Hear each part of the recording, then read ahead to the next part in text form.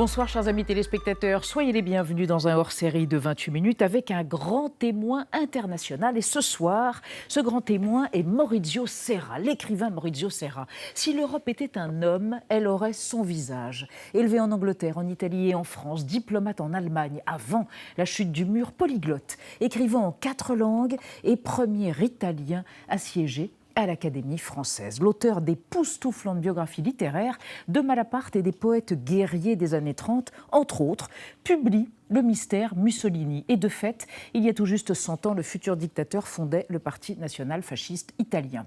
Alors avec Maurizio Serra et 2 journalistes, nous évoquerons ce soir plusieurs actualités de la semaine. Tout d'abord, crise diplomatique entre la France, le Maroc et la Tunisie et l'Algérie du fait de la restriction des visas accordés aux ressortissants de ces 3 pays, jugés pas assez coopératifs dans le dossier du renvoi des étrangers en situation irrégulière. Tant que cette décision est une décision souveraine, le Maroc va l'examiner. Mais les raisons qui la justifient ne sont pas convenables et ne reflètent pas la réalité de la coopération consulaire contre la migration. En l'occurrence, est-ce une mesure de politique intérieure, une mesure électoraliste ou une mesure nécessaire? Nous verrons cela. Autre dossier ce soir, les élections législatives en Allemagne, érosion des extrêmes et avantage aux sociodémocrates, on le sait, mais il faudra des semaines pour que soit élu par le Parlement le successeur d'Angela Merkel. Alors l'Union européenne et la relation franco-allemande sont-elles à un tournant? Et l'Europe saura-t-elle sortir du nanisme et se positionner par rapport à la Chine, la Russie et les États-Unis?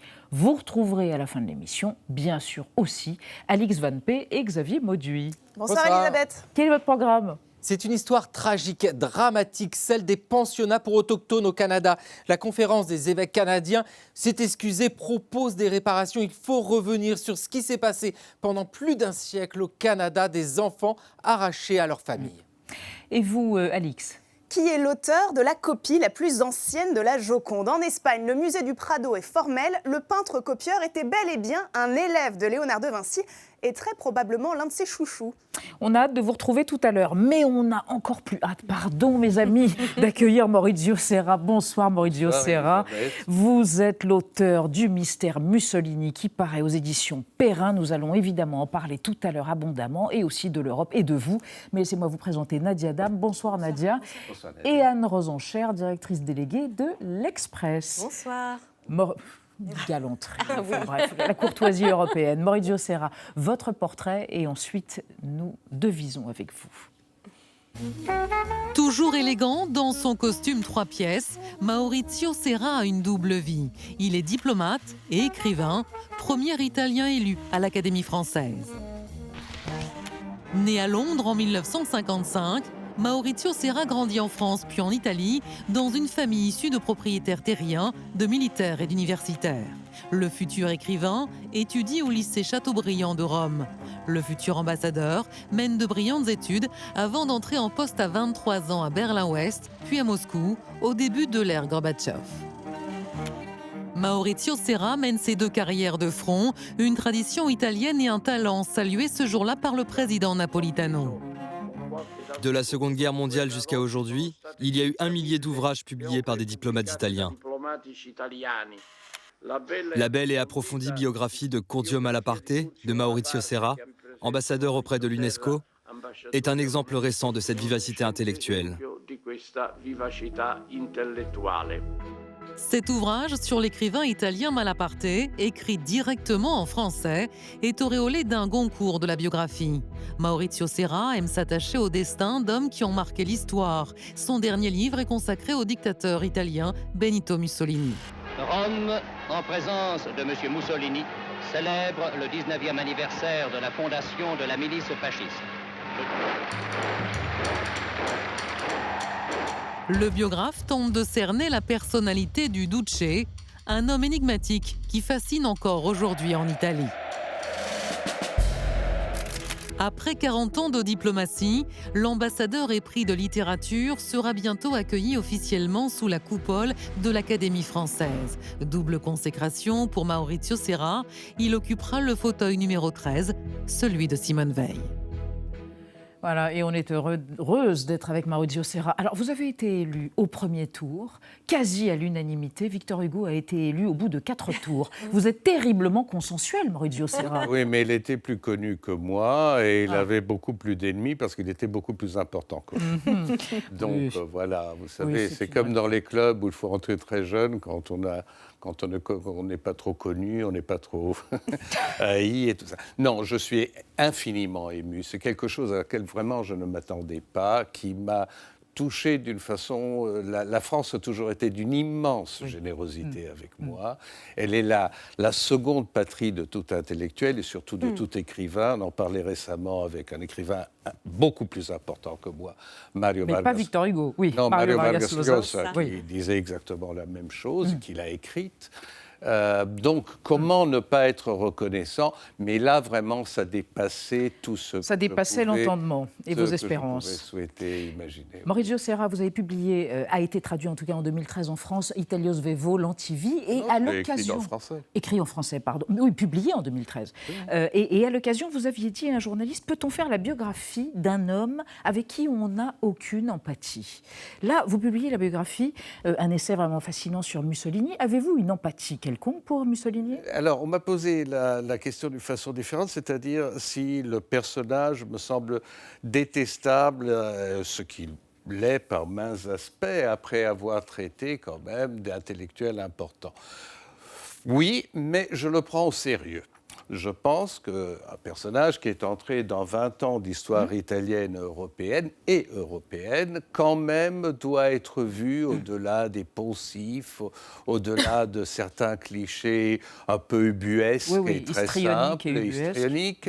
Et donc j'ai essayé de voir comment entrer dans le personnage, dans l'homme qui est très noué, très rentré, et pour arriver à l'histoire de son temps. Que veut dire « il était un surhomme » au sens nietzschéen du terme et un comédien? Qu'est-ce que ça veut dire? Eh bien, c'est une double vocation qu'il a eue, celle de sortir du lot, de sortir de la médiocrité ambiante de son milieu d'origine, et en même temps, le sens qu'il avait toujours de ne pas pouvoir réaliser autre par la vérité, et donc il fallait y arriver par la dissimulation du comédien.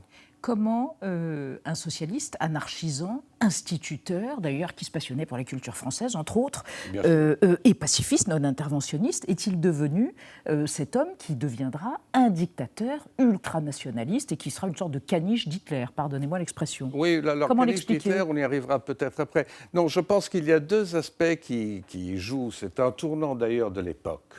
C'est-à-dire qu'il comprend que face à la grande guerre qui arrive, ne l'oublions pas, le socialisme international pacifiste se fragmente en des socialismes patriotiques et il voit que dans les places et dans les rues de Berlin, de Paris, de Londres, de Vienne et bientôt d'Italie, les ouvriers, les prolétaires sont à côté des bourgeois et des classes moyennes en invoquant la guerre. Donc, il comprend qu'il y a un tournant de mentalité qui, du pacifisme, passe au bellicisme avec des motivations qui sont bien entendu différentes. L'autre aspect, c'est qu'il croit au peuple dans la mesure où il croit à quelque chose, mais ce peuple doit être dirigé, doit être conduit, doit être là, sous la férule de dirigeants et donc d'autocrates. Ce qui est fascinant, c'est qu'entre 1922 et le milieu des années 40, enfin disons 40-42, est-ce que le peuple italien, à part des intellectuels, est-ce qu'il y a eu vraiment des révoltes contre Mussolini et contre le fascisme? C'est ça que vous soulevez aussi. C'est la question qui, surtout dans l'édition italienne qui paraît dans quelques semaines, va inévitablement faire des vagues, parce qu'il y a un antifascisme ponctuel, c'est incontestable, surtout d'intellectuels, mais nous parlons... Et d'hommes politiques, le député Matteotti a été un héros. Oui, mais nous parlons d'individus. Il y a un effritement, disons, de la société libérale et en même temps une incapacité des autres mouvements syndicaux politiques de s'opposer, de créer une opposition constante. D'où la grande question, sans une guerre perdue, est-ce que l'Italie se serait débarrassée du régime fasciste? Quelle est la réponse? Vous avez la réponse? Pas, non, nous ne l'avons pas. Anne, vous avez une question par contre à défaut de réponse. En effet, on apprend qu'il y existe aujourd'hui une vulgate néofasciste, dites-vous, qui fait du Duce un homme bon et généreux. Or, vous dites, ça n'est pas ça. Vous dites même, il était indifférent, animé par une sorte d'impassibilité rare dans l'histoire et le tempérament italien. C'est ça son trait de tempérament particulier? Oui, c'est un être tel que je l'ai essayé de le découvrir, parce qu'il y a quand même une part de mystère que nous n'arriverons jamais à percer dans son cas, au personnage dont nous nous occupons. C'est profondément un tempérament inaffectif. Un sociopathe? C'est-à-dire un peu, en tout cas bipolaire, dans la mesure où la violence, par exemple, la violence ne l'intéresse pas. Il n'a aucun goût pour la violence. On est servi au début, les squadristes, les arbitres. Justement, Elisabeth Gérive, la violence, c'est un instrument de sa panoplie d'hommes politiques. Il dit, il considère que la virilité affichée, c'est un autre instrument. C'est-à-dire, cet homme a foncièrement eu des fissures intérieures qu'il cache à travers une sorte éventail. Pardon ? Un éventail. Un éventail, voilà, justement. Un éventail, et cet éventail, à un certain moment, suffoque parce que le comédien ou l'acteur ou le tragédien se trouve sans un rôle à la hauteur de ses espérances et de ses illusions. Maurizio Serra, on va évoquer avec Nadia des manifestations très récentes qui ont eu lieu en Italie néofasciste. Une manifestation récente et particulièrement choquante, effectivement, qui s'est tenue au printemps dernier. C'était à Milan. Près de 1000 personnes s'étaient donné rendez-vous pour rendre hommage à un étudiant d'extrême droite qui avait été tué il y a 40 ans par une organisation d'extrême gauche. Ce rassemblement a été très largement filmé et on voit nettement, on va le voir là, les participants tendre le bras et la main droite. C'est le signe de ralliement du fascisme italien, très proche évidemment du salut nazi. Cette manifestation, elle tombe sous le coup de la loi italienne. C'est interdit aujourd'hui de faire la propagande du fascisme en Italie. Et ça n'a pas empêché, on l'a appris par la suite, des personnalités politiques de se joindre assez librement à ce rassemblement. Par exemple, un membre de la Ligue de Matteo Salvini et 2 représentants du parti d'extrême droite qui s'appelle Fratelli d'Italia, auquel appartient d'ailleurs l'arrière-petit-fils de Mussolini. Quelle est la valeur politique de ces rassemblements? Il n'y en a certes pas tous les jours, mais ils sont toujours spectaculaires et encore une fois choquants. Eh bien, je devrais nuancer ma réponse, mais je vous dirai tout simplement aucune. Je ne pense pas qu'il y ait, vous parlez vous-même de 1000 personnes, après tout il y a 62 millions d'Italiens, dont heureusement 5 millions d'immigrés. Je ne pense pas que cela représente rien d'autre que du folklore. Il n'y a pas de traduction politique dans les urnes? Non, je ne le vois pas. Je pense qu'il y a, là, le terrain devient plus sérieux, qu'il y a une œuvre d'éducation historique, d'instruction, qui doit constamment se faire, et de réflexion sur le passé national et sur le passé européen. C'est d'ailleurs un problème qui se pose dans d'autres pays, notamment dans des démocraties plus récentes d'Europe de l'Est, où nous assistons à des phénomènes de ce genre. Donc, c'est à la Hongrie, par exemple. Par exemple, mais il y en a d'autres. Hein. Donc, de ce point de vue-là, il faut être vigilant. Et naturellement, là où la loi doit intervenir, il faut que la loi intervienne avec tous les instruments qu'une démocratie moderne offre. Mais franchement, je ne donnerai pas à des phénomènes d'une telle marginalité un relief historique. D'accord. Je suis plus inquiet de la réflexion historique révisionniste qui se fait en Italie, en Allemagne, dans les pays de l'Est, vous le dites, à propos de certains moments de l'histoire. Parce que là, ça paraît plus étoffé, plus sophistiqué, et ça induit à plusieurs réflexions. Une petite question, une petite réponse avant qu'on retrouve nos invités et les clichés de Thibonol. Si vous deviez introduire un mot dans le dictionnaire de l'Académie française, un mot français, donc ce serait lequel? Un mot français? Ah ouais. Les mots français sont non, par mais définition un mot, je ne sais pas, réhabiliter un vieux mot, oublier. Oh non, mais je trouve que l'Académie a une extraordinaire mission qui est de ne pas faire oublier des mots français. Ayant joie, non? Le mot ayant joie. Si vous me dites quel est un mot que j'aime particulièrement, parce qu'il m'a été attribué, donc je le prends comme un totem scout, et il continuera à être avec Allez-y. moi toujours, c'est visiteur. Ah, du soir et du matin. Alors, vous restez avec nous, Maurizio Serra, deux journalistes vont nous rejoindre. Mais d'abord, l'Italie, votre pays, l'un de vos pays en l'occurrence, et tous ces clichés évoqués avec beaucoup de malice par Thibault Nolte. Regardez. Cliché, grande destination, petites observations. Italie. Dans l'imaginaire collectif, l'Italie est cet Himalaya du raffinement, étude de style en temps réel dont la beauté le dispute à l'esprit. Néanmoins, capable de se choisir pour suzerain un maître du bunga-bunga orangé, shooté au collagène et aux mauvaises manières. Meglio essere appassionati delle belle ragazze che gay. Mais que reste-t-il des autres clichés sur l'Italie? La mafia. En Italie, le crime est mieux organisé que les services publics. Mafia rime avec pizzo, raquette, et désormais mozza, ce frometon élastique mondialisé plus rentable que la coke. La Camorra a fait main basse sur la moitié des élevages de bufflonnes de la province de Caserte et s'est coupé le lait, comme le reste, avec des saloperies chimiques. 24,5 milliards d'euros par an dans la nourriture. Il cibo. La Mama. Berlusconi l'exhibait sur son yacht de luxe, Scorsese dans ses films.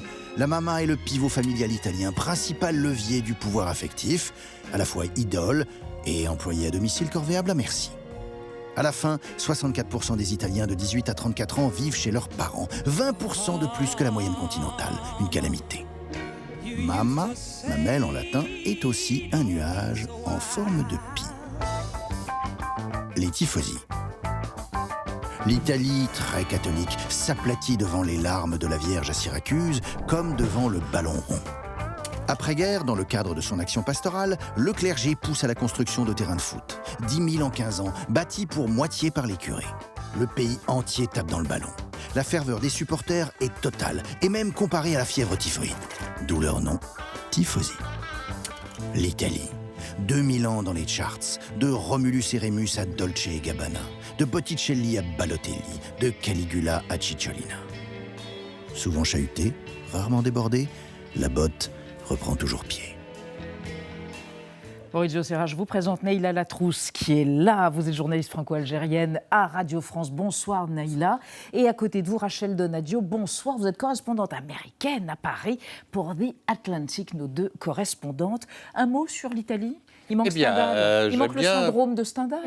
Oui, écoutez, le rebondissement perpétuel est quand même le final de ce programme, sur lequel j'aurais, ma foi, quelques petites doutes. Mais cela dit, pourquoi pas? L'important, c'est que circulent les idées, et puis les idées changent, évoluent. Parfois, d'un cliché, on passe à une vérité, d'une vérité à une contre-vérité. L'important, c'est qu'il y ait débat. Vous êtes parfait, Maurizio Serra. Prudent, à pas de chat. Alors, première actualité de ce soir, Anne. Oui, Elisabeth, c'est l'Allemagne qui tourne la page de 16 ans d'Angela Merkel dans une certaine confusion, puisque, en effet, le résultat de l'élection de dimanche dernier n'a pas été assez tranché pour savoir quelle coalition va gouverner le pays pour le prochain mandat. En gros, les sociodémocrates du SPD sont arrivés en tête, mais ils sont talonnés de très près par les conservateurs de la CDU, dont est issue Angela Merkel, et qui sont en perte de vitesse, mais bien décidés néanmoins à conserver la chancellerie. Voilà. Avec l'Allemagne qui est tournée comme ça sur ses ennuis intérieurs, Neila Latrousse, est-ce qu'il faut craindre que l'Union européenne soit mise en pause pendant quelques semaines? C'est peu dire que le calendrier électoral tombe très très mal. Oui. L'Allemagne qui vote en septembre, qui espère avoir un gouvernement avant Noël, puisque l'an prochain, elle assure la présidence du G7. Il se trouve qu'au même moment, la France, donc l'autre pilier de l'Europe, va elle aussi entrer dans un cycle électoral, une présidence française de l'Union européenne, mais qui en réalité, en janvier mais qui va être utile que 2 mois autour d'Emmanuel Macron. On dit déjà, en fait, ce sera janvier-février. Après, c'est la campagne. Donc effectivement, en tout cas, du point de vue de Paris, qui a beaucoup d'ambition sur cette présidence française de l'Union européenne en termes de taxation des géants du numérique, en termes de taxe carbone, etc., il y a quelque chose à réussir à faire atterrir avec une Allemagne qui, pour l'instant, semble décidée à avoir quand même son gouvernement de coalition avant Noël, mais on a vu que ça pouvait durer beaucoup plus longtemps les années précédentes. Rachel Donadio, et on a vu d'une des leçons, c'est les partis populistes ou en tout cas d'extrême n'ont pas vraiment progressé. C'est une bonne nouvelle en Allemagne pour ces élections, c'est une bonne nouvelle? Oui, je pense que oui, mais c'est aussi... Ce qui m'a beaucoup frappé, c'est la différence dans les âges des électeurs. Par exemple, les conservateurs étaient très populaires avec les plus vieux, les plus vieux, et les verts avec les plus jeunes. Alors, c'est aussi une élection pour le futur et ça. Mais non, je pense que la AfD... le parti d'extrême droite. Le parti d'extrême droite n'a pas fait un super résultat. Et oui, je pense que ça, c'est une bonne nouvelle. On peut peut-être écouter le président de la République, parce que bien entendu, cette situation arrive à un moment où se cristallise un nouvel ordre mondial, ce qui peut avoir des effets en effet sur l'Union européenne. Je vous propose qu'on écoute Emmanuel Macron qui s'exprimait hier. Les Européens doivent sortir de la naïveté. Lorsque nous sommes sous l'effet de pression, de puissances qui parfois se durcissent, réagir, montrer que nous avons avec nous aussi la puissance et la capacité à nous défendre, n'est pas céder à l'escalade. C'est simplement nous faire respecter. Nous devons, en tant qu'Européens, prendre notre part dans notre propre protection. Oui, Maurizio Serra, bien sûr, il a en tête la gifle qu'a eu la France en Australie avec son contrat sur le sous-marin, que lui a volé les États-Unis. Est-ce que la situation de l'Union européenne aujourd'hui est un problème pour la diplomatie européenne ? Dans certaines mesures, on peut penser que des enjeux politiques internationaux, aujourd'hui, si ce n'est le terme de nanisme, se trouvent confrontés à une Europe un peu diminuée par rapport à ce qu'on pouvait imaginer. Mais en même temps, nous savons par l'histoire européenne, qui maintenant est assez longue, que c'est dans les moments de difficulté qu'on a pu se ressaisir et démontrer qu'il y a vraiment une identité et une volonté d'y aller de l'avant.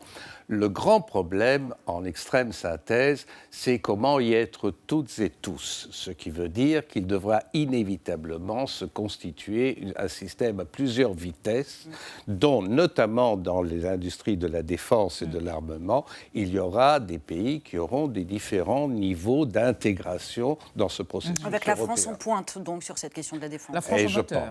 pense. Naïla Latrousse, vous vouliez ajouter quelque chose ? À ceci près que, il y a effectivement le risque de l'instabilité pour l'instant pour la France, mais la coalition à venir, il n'est pas sûr du tout qu'elle soit complètement alignée non plus en termes d'objectifs sur les objectifs d'Emmanuel Macron. Sur la dette, les libéraux disent non, il faut rembourser, orthodoxie budgétaire, donc on est très très loin de l'intégration que souhaite le président français. Sur la défense, Olaf Scholz, qui a priori va composer la coalition, on dit pas question de revenir sur le partenariat avec les Américains, donc là-dessus, il répond très clairement à Emmanuel Macron.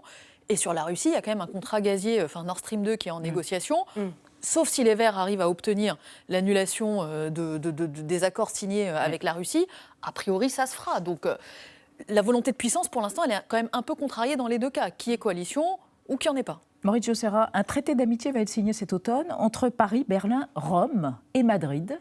C'est une bonne nouvelle, ce resserrement des liens ? C'est une bonne nouvelle dans la mesure où je ne pense pas qu'il devrait y avoir nécessairement un concert des pays majeurs de l'Europe après la Brexit. Au contraire, il faut prouver qu'indépendamment de leur poids respectifs, les pays peuvent tous être intégrés dans ce même projet. Mais c'est en tout cas un exemple et un modèle qui est indispensable dans la mesure où, à 28, à 30, à 32, nous risquons, si nous ne trouvons pas un peloton de tête, de nous endiguer dans un aspect essentiellement déclaratoire de la vocation politique de l'Europe. Vous avez été diplomate ? Un peu. On s'entend. On s'intéresse à la presse internationale. Pénurie d'essence. Les travailleurs essentiels demandent à être prioritaires. C'était la une hier du Daily Telegraph, suite à la ruée désespérée des Britanniques sur l'essence. Alors le Brexit et ses conséquences en cascade n'auraient donc pas été anticipés. Par ailleurs, il faudra dès vendredi prochain, dans 2 jours, dès le 1er octobre, un passeport pour se rendre au Royaume-Uni. Est-ce que c'est vraiment le symbole définitif du repli ? Rachel Donadio. Je pense que ça peut toujours aller pire. On voit, il y a la pénurie de l'essence, il y a le fait que c'est très difficile pour avoir des soignants et tout le monde qui travaille dans les restaurants. Et ils ont besoin d'importer de la main-d'œuvre pour faire fonctionner l'économie et la société. Et je pense que ça va devenir encore... Naïla Latrousse. C'est sûr que le Brexit se fait en disant on sera quand même mieux entre nous. Et puis, mine de rien, la leçon, c'est qu'on a quand même besoin un peu des autres, notamment en matière de travailleurs. Mais cela dit, il y a aussi une crise qui, plus globalement, va se poser, je pense, à l'ensemble de l'Europe. Le fait qu'il manque des transporteurs en Grande-Bretagne, c'est aussi le cas en Allemagne, c'est aussi le cas en Espagne. Il manquerait 40 000 chauffeurs routiers aussi en France. Le fait que la Grande-Bretagne paye l'augmentation des prix de l'essence, du gaz, dans les faits, on risque aussi de le payer au niveau européen. Et puis après, derrière, ça a des conséquences. Les tarifs de l'énergie explosent. Et ça a des conséquences en cascade, puisqu'il y a de l'inflation, puisque les produits coûtent cher, puisque les produits alimentaires qui sont transportés se font plus rares aussi dans les magasins. Maurizio Serra, ce n'est pas aux diplomates que je m'adresse, mais au jeune adolescent qui a grandi en Angleterre. Ça vous a fendu le cœur, ce Brexit, ou ça vous semblait normal par rapport à cette relation très compliquée entre le continent et le Royaume-Uni? Alors, deux questions. Ouais. La première, oui, ça m'a fendu le corps, parce que encore dans les années 90, où j'étais diplomate, disons le parti pro-européen avec des nuances était quand même majoritaire. Ouais. Donc qu'est-ce qui s'est passé voilà, ça c'est une vaste question. Qu'est-ce qui s'est passé? Qui est-ce qui a éloigné? Où est la Quelle a été la narration? Je pense qu'il y a eu un raidissement en Angleterre comme dans d'autres, enfin au Royaume-Uni d'ailleurs, quoique l'Écosse soit un cas différent. Il y a eu un raidissement nationaliste, provincial, par exemple, quelque chose sur lequel nous n'avons pas suffisamment réagi en termes de rhétorique et qui était blessant. C'est cette constante attaque aux bureaucrates non élus de Bruxelles. Mais mon Dieu, les Anglais ont envoyé d'excellents bureaucrates non élus à Bruxelles, exactement comme les autres pays. Et les commissaires européens de la Grande-Bretagne étaient très souvent des hommes politiques qui n'avaient pas été réélus à Westminster. Nous n'avons pas contré suffisamment, me semble-t-il, cela en termes propositifs. En tout cas, le résultat est là. Personnellement, c'est encore, vous me direz, le diplomate qui parle, peut-être, mais je crois que nous avons tout l'intérêt du monde à éviter que ce Brexit devienne vraiment hard. Et pour eux ? Non, pour nous également. Pour nous aussi. Alors, Nadia Dam est masochiste et téléphage, et elle a regardé la télévision russe et un programme inouï. Oui, j'ai regardé une émission, en effet, qui a été diffusée dimanche soir à la télévision d'État russe, c'est-à-dire qu'elle est entièrement pilotée par le Kremlin. On y suit le président russe face à l'immensité de son destin et de la taïga. Vladimir Poutine est encore parti randonner en forêt sibérienne. Il est en compagnie de son ministre de la Défense, comme à chaque fois, et aussi, comme à chaque fois également, de quelques caméras et photographes. Cette escapade, le but officiel, c'était de célébrer la victoire de son parti lors des élections législatives du 19 septembre, élection contestée, on va y revenir dans un instant. Donc comme souvent, le public russe a été abreuvé du sempiternel roman photo, ça commence à ressembler à ça, d'un Poutine très chasse, très pêche, avec la rudesse également qu'on lui connaît. C'est vraiment devenu un tic de communication, s'exhiber tout à la fois comme un mâle alpha qui domine les éléments, mais aussi comme un grand gars très simple, parce qu'il bivouaque dans une petite tente, une place, avec un petit réchaud de rien du tout. Et donc là, comme d'habitude, on va le voir, Vlad marche avec un très gros bâton, Vlad regarde au loin, Vlad fait une belle prise, et même parfois, Vlad parle. On regarde. Огромный морал просто. Я таких еще не видел. Хорошо у нас не въехали вообще. Просто чуть нас не сбили. И на такой скорости огромной. Прыжки. Потом на Олимпийских играх поступать. Равных бы не было никому. J'ai dit qu'il parlait, j'ai pas dit que ce serait passionnant. On sait désormais que ces images auraient été tournées il y a une quinzaine de jours quand il a dû se placer en quarantaine après que plusieurs membres de son équipe ont contracté le Covid. Mais quand le commun des mortels confinés télétravaille en pyjama, lui, il va pêcher le brochet à main nue. Et c'est une indolence qui contraste, évidemment, qui tranche avec la situation particulièrement critique dans laquelle se trouve le pays et surtout ses habitants. Sur le plan sanitaire, d'abord, le variant Delta, on sait, frappe très très durement la Russie, qui a enregistré hier un record de décès quotidiens, puis on vaccine très peu par ailleurs. Sur le plan économique, les produits alimentaires de base subissent une inflation galopante. Et puis sur le plan politique, ce week-end, près d'1 millier de Russes ont manifesté à Moscou pour dénoncer, je cite, des fraudes massives lors des élections d'il y a quelques jours. Beaucoup ont également affiché leur soutien à Alexeï Navalny, l'opposant emprisonné dans les conditions qu'on connaît depuis janvier. Il est d'ailleurs visé depuis hier par de nouvelles accusations, je cite toujours, d'extrémisme, accusations qui sont passibles de lourdes peines de prison.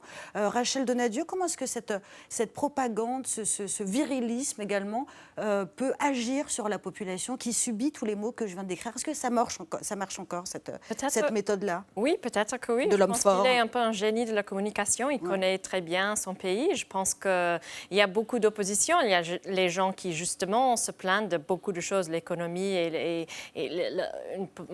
manque de démocratie un peu.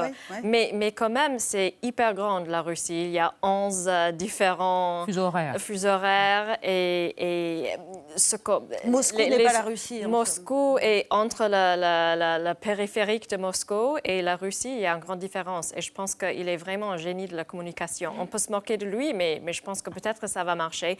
Même si les gens sont peut-être si cyniques qu'ils pensent, OK, c'est pas que le gouvernement nous offre rien, mais on n'a pas d'alternative. Le culte de la personnalité, Maurizio Serra, c'est quelque chose qui était propre à Mussolini, par exemple, qui est propre à tous les autocrates. J'allais dire le mystère Poutine. Non, bien évidemment, il y a d'une part la nécessité, surtout en époque de crise économique, de pandémie, de montrer qu'on a, voilà, c'est très juste, qu'on a la force, qu'on a l'énergie même un peu élémentaire. La virilité. Oui, bien sûr. Face à des problèmes beaucoup plus contraignants. J'ajouterais quand même quelque chose qui a toujours joué dans le passage et que nous avons peut-être oublié dans le passage de l'Union soviétique, que j'ai un peu connu, à la Russie. Et c'est constamment le sens qu'il y a la menace de l'étranger. C'est-à-dire le sens que nous n'avons jamais envahi l'Occident, mais l'Occident nous a envahis. D'une certaine mesure, cela joue également avec la Chine. Alors, deuxième actualité de la semaine. Elisabeth, Emmanuel Macron a annoncé qu'il entendait diviser cette année par 2 le nombre de visas délivrés par la France pour l'Algérie et pour le Maroc et de réduire de 30% ceux pour la Tunisie par rapport à 2020. Cette décision fait suite aux difficultés que rencontre la France pour envoyer dans ces pays les ressortissants faisant l'objet d'obligations de quitter le territoire français. Pour vous donner un exemple, Elisabeth, l'Algérie, par exemple, n'a délivré entre janvier et juillet 2021 que 22 laissez-passer consulaires, 22 pour ces ressortissants faisant l'objet d'une obligation de quitter le territoire sur les 7731 décisions ordonnées par la justice. Bien sûr, voilà, ce tour de vis intervient en début de campagne présidentielle où l'immigration s'impose comme un sujet majeur. Naïla Latrousse, est-ce qu'on assiste là à une décision diplomatique ou une décision de politique intérieure électorale, on va dire? Alors, mon avis, c'est qu'on est plutôt dans de la politique intérieure. Et je vais l'expliquer. D'abord, sur les chiffres, il y a quand même un artifice de communication, dans le sens où les 3 pays du Maghreb sont aujourd'hui en liste rouge en termes de crise sanitaire. Donc, en fait, pour venir d'un pays du Maghreb vers la France, il faut avoir un motif impérieux. Donc, dans l'absolu, déjà, le nombre de personnes qui sollicitent un visa est assez réduit. Et puis, je m'interroge aussi, puisque dans la sous-traitance des visas à des agences, à des entreprises privées dans les pays du Maghreb, l'instruction qui a été donnée, c'est de traiter tous les visas qui ont expiré pendant les années précédentes et qu'il faut remettre au goût du jour pour ceux qui peuvent voyager. La question des laissez-passer consulaires, on ne le découvre pas, ça fait plusieurs mois, voire plusieurs années. D'abord, c'est-à-dire que sur le chiffre, il est très facile de diviser par 2, puisque, encore une fois, les gens ne demandent pas de visa. Donc ça, c'est le premier artifice sur les chiffres. Ensuite, sur l'aspect de politique intérieure, toujours, et de diplomatie, on sait qu'il y a une difficulté actuellement avec les 3 pays du Maghreb. Les relations sont extrêmement fraîches, diplomatiquement. Et c'est vraiment un euphémisme que de dire ça. On peut dire qu'on est quasiment dans une relation inexistante. Un diplomate me disait, par exemple, sur le président tunisien, me demandait conseil en me disant « Est-ce que tu sais comment le voir » Parce que nous, on n'y arrive pas. Il ne nous reçoit pas. Un diplomate français. D'accord. C'est pour vous dire à quel point la relation est compliquée. À quel point ils sont perdus. Donc, on peut faire les gros yeux. Concrètement, ce n'est pas là-dessus que ça va se jouer. Et surtout, je pense que en termes d'efficacité, ça tombe à côté de son objectif. L'objectif, c'est de résorber l'immigration illégale. On réduit l'immigration légale. concrètement, là, ça va la favoriser. Là, c'est les gens qui veulent venir de manière irrégulière, ils ne demandent pas de visa. D'abord, c'est le premier point. Et ensuite, si l'objectif est de faire pression sur des diplomates ou des hommes politiques, ils ont les moyens de venir, ils ont des passeports diplomatiques, ils ne sont pas concernés par les visas. C'est la même semaine que Marine Le Pen a parlé de l'immigration et que Macron a parlé de Zemmour sans nommer Zemmour. C'est cette semaine. Donc pour vous, la corrélation est claire et le propos est afin de...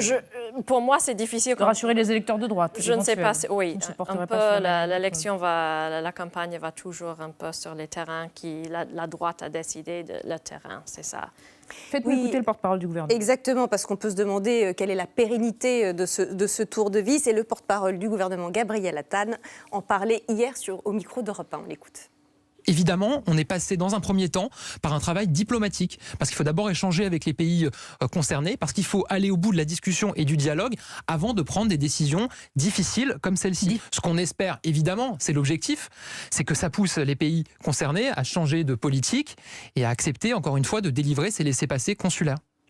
Oui, Maurizio Serra. Vous qui avez été diplomate, qui êtes toujours un peu diplomate aussi, qu'est-ce que vous entendez entre les lignes de ce que dit le porte-parole ? C'est une question vraiment très délicate sur laquelle je n'ai pas de connaissances suffisantes. Vous savez, un peu ce que...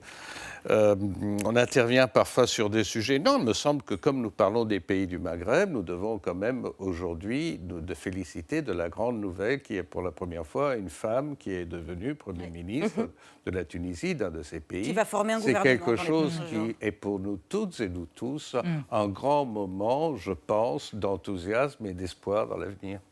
Rachel Danedio, une question à propos des États-Unis et de Joe Biden, donc du Parti démocrate, semble-t-il, et qui néanmoins semble avoir une attitude assez rigide vis-à-vis des vagues de Haïtiens qui tentent de venir aux États-Unis, et puis vis-à-vis aussi de l'autre côté, enfin au sud, au sud-ouest, des Mexicains. Il y a une sorte de paradoxe, en tout cas vu par nous, vu d'Europe, il y a une sorte de paradoxe à ce qu'un président démocrate, humaniste donc, soit trumpien quasiment. Je pense qu'on voit ça après les années Trump, parce que je pense que même Obama avait une ligne assez pareille. Alors maintenant, on a attendu un peu que Biden soit complètement différent et qui va être un peu le messie de la gauche. Et ce n'est pas du tout comme ça. Et il divise, y compris dans son camp, y compris les démocrates eux-mêmes sont très remontés contre cette stratégie. Oui, les démocrates sont, comme beaucoup de partis de gauche, sont complètement divisés et un peu déçus aussi. Neila Latrousse, une dernière question à propos justement de la Tunisie et de cette femme Premier ministre. C'est un appel d'air à la fois politique et qui peut être économique aussi pour le pays qui est dans une situation terriblement vulnérable. En tout cas, ça clôt cette parenthèse d'instabilité où effectivement tous les pouvoirs étaient concentrés dans les seules mains du président de la République. Ça laisse à penser qu'il peut y avoir un retour normal dans le fonctionnement des institutions. Donc un retour à un fonctionnement démocratique pour le pays qui était quasiment le seul pays démocratique. Démocratique, ça dépendra de quelles institutions sont amenées ou sont consultées pour la formation du gouvernement. Qui est un chef de gouvernement, c'est bien. Est-ce que l'Assemblée nationale peut reprendre son activité normale ? C'est une autre question. Et puis quels partis seront sollicités pour former ce gouvernement ? C'est là en fait tout l'enjeu pour savoir si la représentativité des dernières législatives se retrouve ou non dans le nouvel exécutif. Donc à suivre. Merci à tous les trois. Maurizio Serra, je rappelle la sortie aux éditions Perrin de votre excellente nouvelle biographie Le Mystère Mussolini. Maurizio Serra de l'Académie française, fauteuil 13. Oui. Numéro 13, il n'est pas superstitieux. C'est pour ça qu'on l'aime. Merci à toutes les deux. Dans un instant, avec Alix Van Pé et Xavier Mauduit, initiative du gouvernement canadien pour les survivants des effroyables pensions pour autochtones. Et puis des copies des tableaux de Léonard de Vinci exposés dans un grand musée. Mais d'abord, vigilance à propos des Infox. Ce soir, Desintox s'intéresse à l'Agence américaine du médicament et au vaccin anti-Covid. Une embrouille, semble-t-il.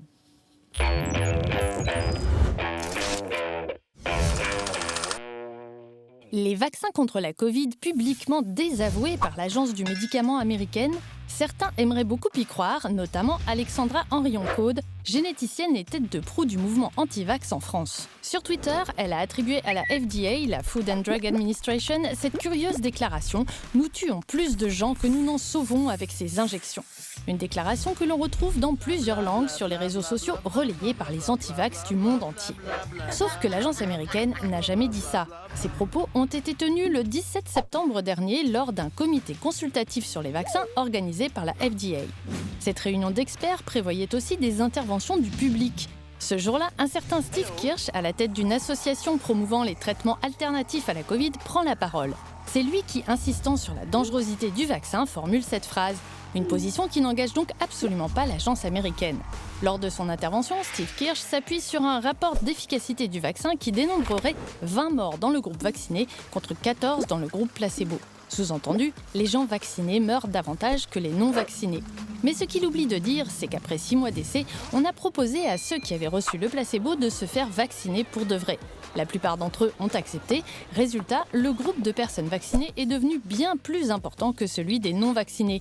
Il n'est donc pas illogique qu'en proportion, davantage de décès surviennent au sein d'un grand groupe de personnes, sans que cela ait de lien avec l'injection. Bien vu des intox, Madame Van Pey, Monsieur Mauduit, vous vous intéressez à l'époque, il s'en passe des choses. Alix, et vous, l'histoire... Il s'en passe des choses aussi. Oui, il s'en passe des choses, l'histoire vue, l'actualité vue à travers l'histoire, et précisément la conférence des évêques catholiques du Canada a présenté, primo, ses excuses, il était temps, et Dezio annonce la mise en place d'un fonds, il est un peu maigrichon, 30 millions de dollars seulement, un fonds qui permettrait de verser des réparations aux descendants des autochtones qui avaient été pris et élevés dans ces pensionnats pour autochtones. Il y a eu de nombreux morts. C'est une histoire absolument effroyable. Incroyable. Oui. En 1857, le Canada adopte une loi qui concerne les peuples autochtones. Donc ce sont les Premières Nations, les Indiens, les Inuits, les Métis.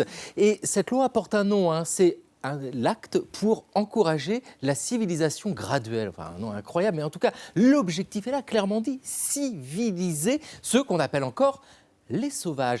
Mais en réalité, cette loi n'est qu'une étape en fait, dans un long processus qui est mené par les missionnaires chrétiens, alors catholiques et protestants, dans l'idée d'assimiler ces peuples autochtones. Mais pour le dire autrement, c'est simplement détruire leur culture. Et dans cette histoire, les pensionnats jouent un rôle essentiel pour régler ce qu'on appelle le problème indien. L'idée est très simple, mais elle est effroyable. C'est arracher des enfants à leurs parents, les placer dans des institutions et leur ôter tout lien avec leur culture. Interdiction de parler leur langue, on n'utilise plus leur nom. Tout est changé. Le gouvernement canadien soutient ces institutions par des financements, mais il encourage même la création de ces pensionnats. On en dénombre un peu plus de 130, donc sur une période assez longue, parce que le dernier a fermé ses portes en 1996. Donc vous voyez, c'est vraiment hier. Et les chiffres sont sidérants. Sur cette période, ce sont plus de 150 000 enfants qui ont vécu dans ces pensionnats. C'est quelque chose qui fait froid dans le dos, parce que quand on regarde la question qui se pose, c'est le nombre de morts. Combien de morts ? 4 000, sans doute plus.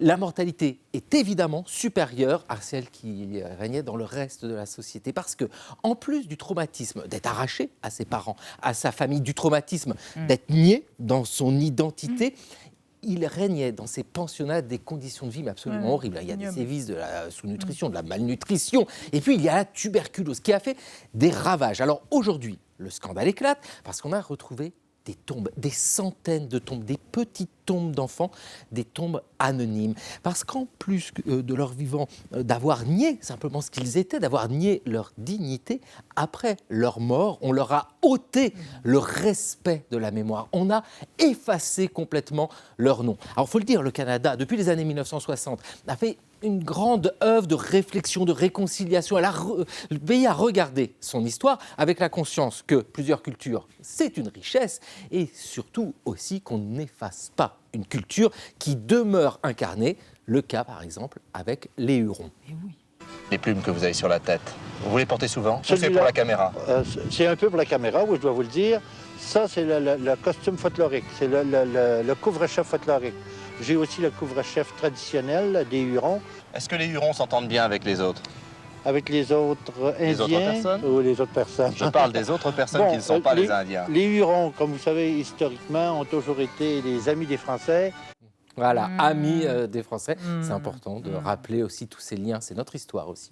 Merci Xavier. Alix, la plus ancienne copie de la Joconde est exposée à Madrid depuis hier, je crois au musée du Prado. Il y a une centaine de répliques de Mona Lisa et celle-ci en particulier intéresse les historiens. Et oui, elle fait la fierté, exactement, elle fait la fierté du musée du Prado à Madrid. Vous allez comprendre pourquoi. Voilà la réplique, une copie de la Joconde, peinte par un inconnu. Elle est moins éblouissante que l'original, c'est vrai, mais c'est tout de même d'une grande qualité. Cette peinture est conservée en Espagne depuis 350 ans. Mais ce n'est qu'en 2012, à l'occasion d'un prêt, en l'occurrence un prêt au Louvre, que le musée du Prado a commencé à étudier en profondeur ce tableau et l'a restauré. Alors au rayon infrarouge, les restaurateurs découvrent sous une couche de noir, dans l'arrière-plan, un dessin.